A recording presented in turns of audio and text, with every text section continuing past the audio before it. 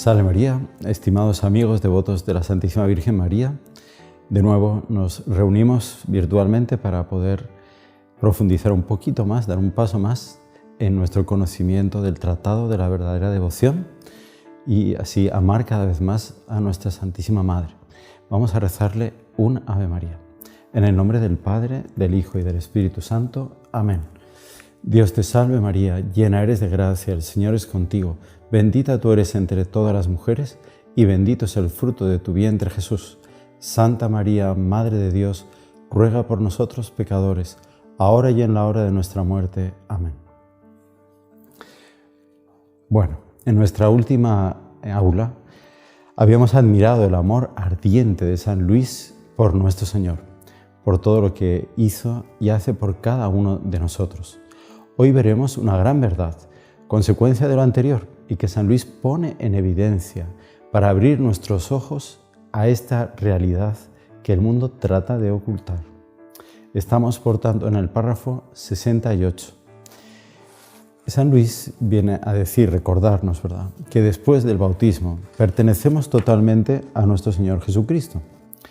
De tal manera que nada de lo que hacemos, pensamos, tiene que ser al margen de Él. Él nos compara con árboles plantados al lado de acequias por las cuales corre la gracia de Dios y debemos de dar fruto. Nos compara con sarmientos que están unidos a la vid, que es nuestro Señor. Es una imagen del Evangelio. Nos compara también con un rebaño, del cual nuestro Señor es el pastor.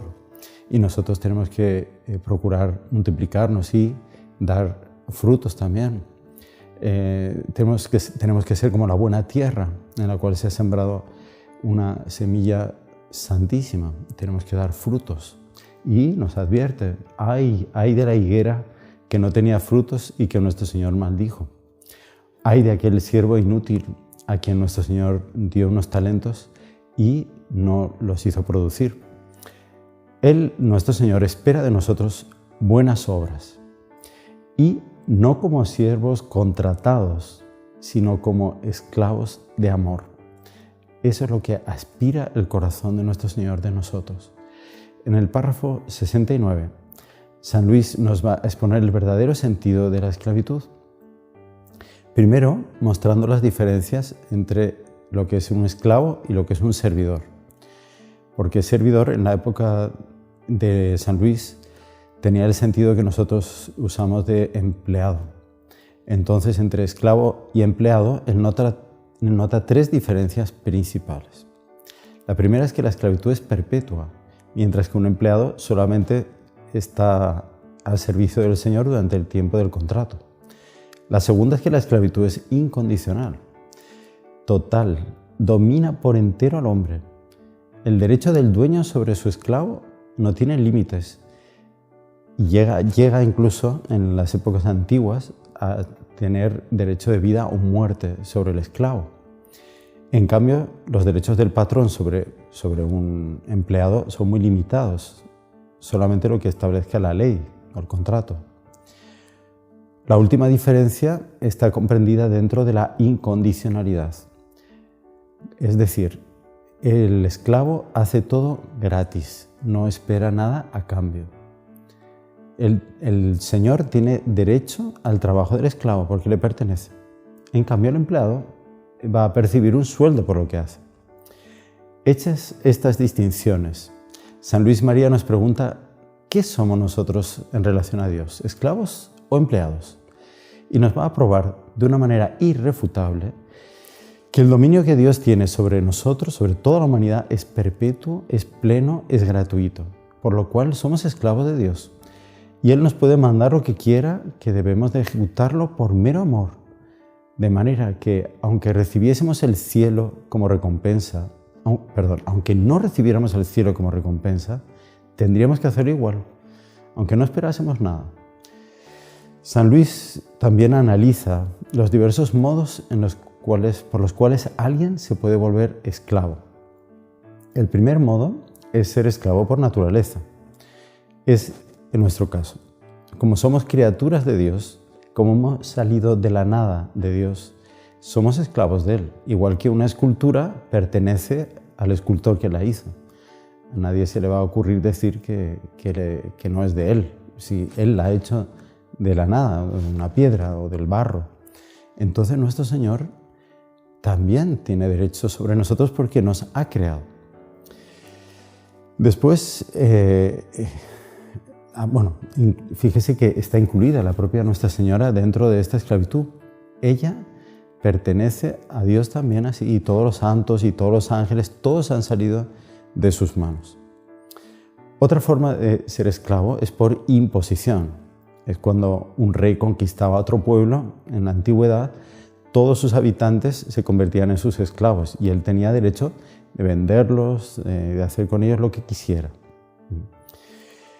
Nuestro Señor también es nuestro dueño por imposición, pues Él intervino con su fuerza y nos rescató, aunque estábamos revoltados contra Él.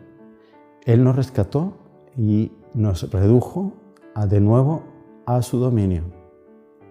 Por fin hay una tercera forma de esclavitud, es por libre voluntad.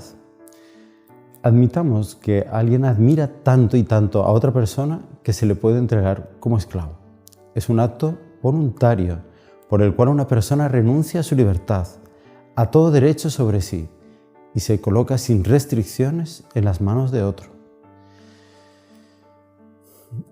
Cada uno de nosotros puede elegir, ¿verdad?, de estas tres condiciones, cuál sería la más meritoria delante de Dios, pero creo que todos estamos de acuerdo que lo mejor es ser esclavo voluntariamente. Antes del bautismo, dice San Luis que todos éramos esclavos del demonio por el pecado, y el bautismo nos transformó en esclavos de Jesucristo. Dice, por lo tanto, al final del párrafo 73, que a la fuerza o somos esclavos de Dios o somos esclavos del demonio. Pero no existe ningún cristiano que sea libre. Ahora vamos a aplicar a nuestra vida diaria. De la cantidad de personas con las cuales uno tiene contacto a lo largo del día, nosotros nos acostumbramos a pensar, a meditar, que todos ellos son esclavos y que o son esclavos de Dios o son esclavos del demonio, y que por lo tanto yo también lo soy y que no tengo alternativa y que nadie tiene alternativa. Pues si fuese así, si estuviéramos compenetrados de esta verdad, no, sería lo más normal del mundo que yo pudiera ir y hablar con alguien y preguntarle: ¿tú eres esclavo de Dios o eres esclavo del demonio? Porque esclavo eres. Yo creo que no nos atreveríamos, ¿verdad?, a hacer una pregunta así tan directa, pero sí deberíamos de analizar a la persona en función de esta verdad. ¿Cómo se demuestra esto en términos de doctrina católica? ¿Es tan así? Podemos no querer darle a Dios la esclavitud voluntaria, pero la esclavitud de naturaleza no es disponible. Todos somos esclavos. Los propios demonios son esclavos, aunque no quieren. Además, la desobediencia a la ley de Dios nos vuelve esclavos del demonio por varias razones. Cuando pecamos, nos damos al demonio. Al romper con Dios, caemos inmediatamente en su dominio. También obedecemos al demonio porque pasamos a seguir la ley de la carne, que es la ley del demonio. También lo somos en un sentido especial. El hombre malo normalmente tiende a repetir los actos malos hasta que se convierten en un vicio que domina su voluntad. Y aunque después él quiera abandonar el pecado, siente que no tiene fuerzas para dejarlo. Es esclavo por el vicio de Satanás. Por tanto, tenemos que concluir en estos párrafos que todo hombre o es esclavo del demonio o es esclavo de nuestro Señor Jesucristo. ¿Qué provecho podemos sacar para nuestra vida espiritual de esta verdad tan clara y tan contundente? ¿Será que nosotros tenemos esta verdad tan presente en el día a día? Yo creo que no. Si profundizamos un poco, podríamos recordar episodios de nuestra vida pasada. ¿Fuimos siempre esclavos de Dios o a veces hemos sido esclavos del demonio? Y en este momento, ¿de quién somos esclavos? ¿No será que tenemos el hábito de llevar una vida despreocupada y evitamos pensar en estas cosas?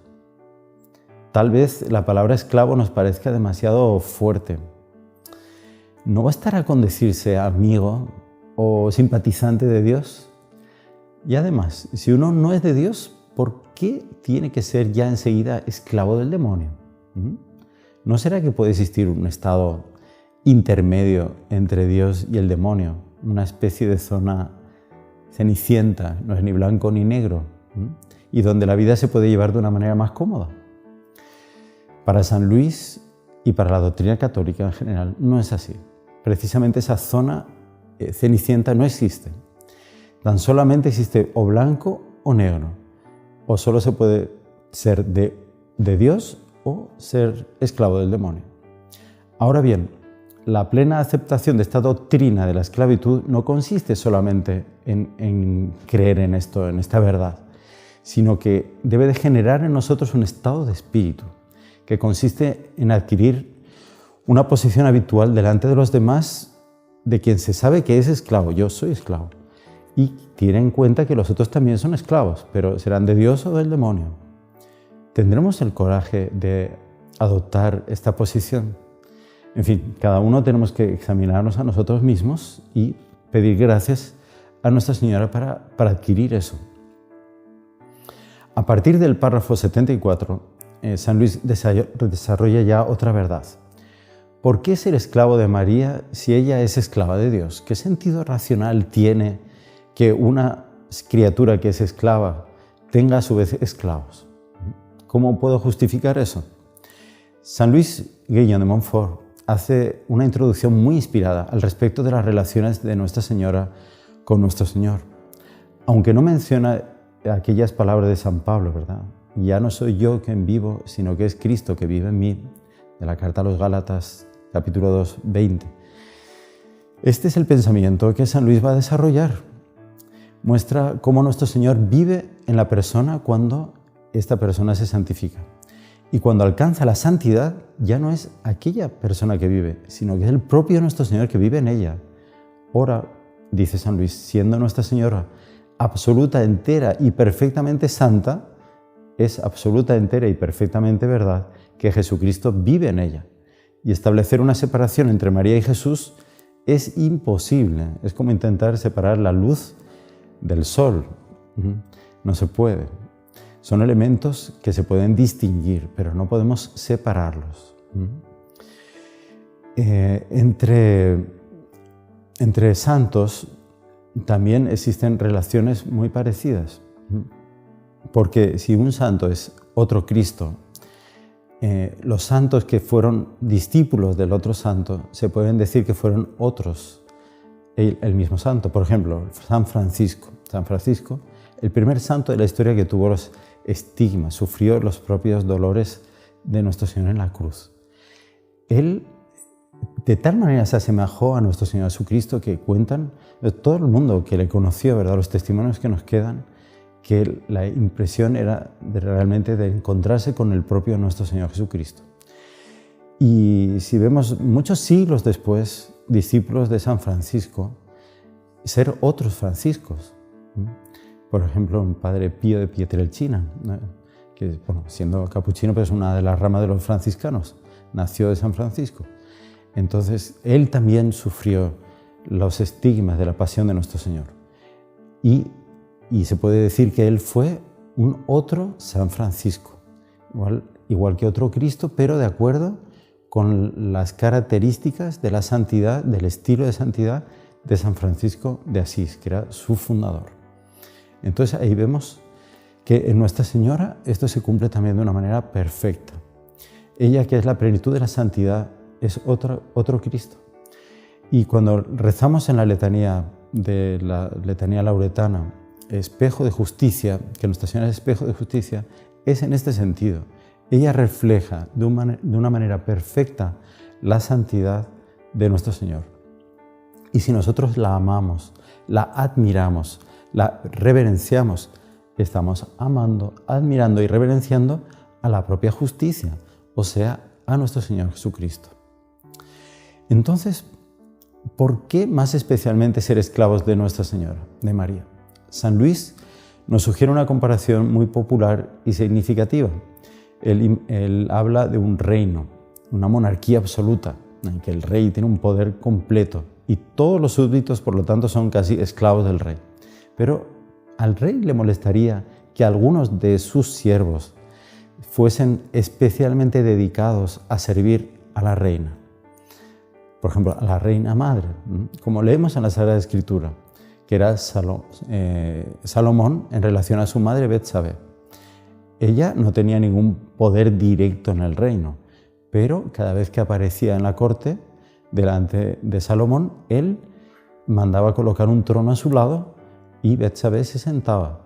¿Ustedes no? ¿Qué piensan? ¿Ustedes que a Salomón le molestaba que Betsabé apareciera a su lado, delante de sus súbditos, y que ella tuviese algunos que se dedicasen especialmente a su servicio, para así glorificar aún más a la madre de Salomón? Él quedaba contentísimo de ver eso y dejaba a su madre Betsabé cumplir esa función de intercesora, de intermediaria entre sus súbditos y él, especialmente los súbditos que habían tenido algún problema con la justicia real.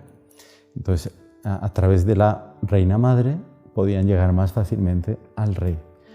Esa es una de las imágenes que usa San Luis Guiñón de Montfort para que entendamos fácilmente que, haciéndonos esclavos de Nuestra Señora, no dejamos de ser esclavos de nuestro Señor Jesucristo y además le agradamos inmensamente con esta actitud. La lección que hemos aprendido. Procuren para la próxima lección, aula, leer del número 78 hasta el número 82. Y para despedirnos les dejo la bendición. El Señor esté con ustedes y que la bendición de Dios Todopoderoso, Padre, Hijo y Espíritu Santo, descienda sobre ustedes y permanezca para siempre. ¡Salve María!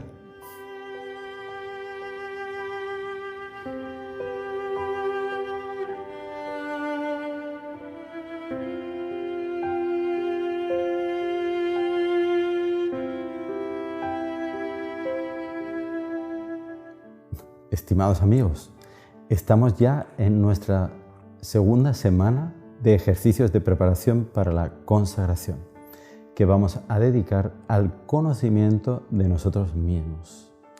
Leemos en el párrafo 228 del tratado.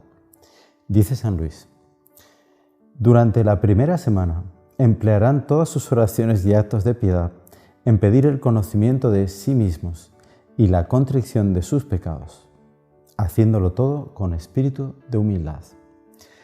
Fíjense lo que dice San Luis: dedicarán todas sus oraciones y actos de piedad. ¿Por qué ese empeño en que nuestra oración tenga ese objetivo? Conocerse a sí mismo. Es que San Luis sabe que no es nada fácil para el hombre conocerse a sí mismo bien. Este es un punto muy importante y que San Luis subraya mucho. No adelanta intentar conocerse a sí mismo por métodos psicológicos, etc. Lo más importante para llegar al conocimiento de sí mismo es empezar por una oración bien hecha a Nuestra Señora, pidiendo luces para que quite de nosotros esa facilidad con que camuflamos nuestros defectos y tratamos indulgentemente, ¿verdad? Nuestra manera de ser, etc. Tenemos que saber ver bien nuestros defectos. Tenemos que conocer nuestras cualidades, pero eso es lo de menos. Nosotros solemos ver nuestros defectos en medio de lado y nuestras cualidades las aumentamos con lupa de aumento. Es necesario ser muy honesto y tener un mínimo de penetración psicológica para llegar a tener una idea exacta de quién es uno mismo. Y el ver claro a este respecto es necesario para poder operar en nosotros algún proceso de santificación. Ningún cirujano puede operar si está el quirófano a oscuras. Entonces yo voy a ser el cirujano de mí mismo. Voy a tener que saber dónde está lo que está mal en mi vida, lo que está mal en mi alma, para poder extirpar, como un cirujano extirpa un cáncer. Entonces, o veo bien, o tengo una noción bien clara de quién soy yo, acompañada, evidentemente, de una gran contrición, de un gran dolor, ¿verdad?, por ser así, y ahí poder meter el bisturí y cortar lo que está mal, o si no, no voy a conocerme y no voy a poder iniciar ese proceso de cambio que me llevará a hacer la consagración.